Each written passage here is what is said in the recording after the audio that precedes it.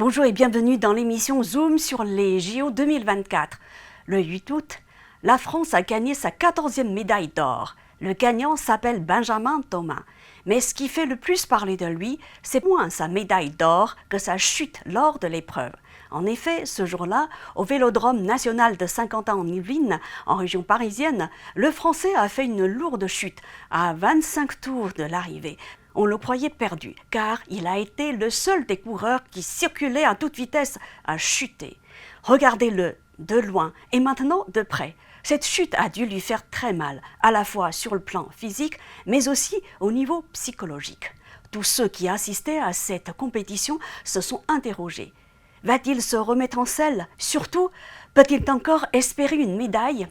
Mais quelques secondes plus tard, tous ses supporters ont poussé un soupir de soulagement avant d'exploser de joie. Regardez, c'est le moment le plus palpitant. Non seulement le Français n'a pas baissé les bras, mais aussi et surtout, il a rejoint le groupe de tête. Plus étonnant encore, il est arrivé le premier en s'imposant devant le Portugais Jori Leita et le Belge Fabio Van der Bosch. À 28 ans, Benjamin Thomas a réalisé son rêve, remporter l'or olympique pour la première fois de sa carrière. C'est aussi la première fois que la France décroche l'or dans cette épreuve. Mais qui est Benjamin Thomas? Né le 12 septembre 1995 dans le département du Tarn, dans le sud de la France, Benjamin Thomas est un coureur cycliste professionnel et spécialiste de la piste. Quand on regarde son palmarès, on voit qu'il a déjà remporté 5 titres de champion du monde.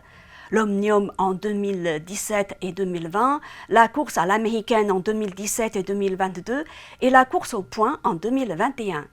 Avec de tels exploits à son actif, il n'est pas étonnant que Benjamin Thomas ait décroché l'or malgré sa chute.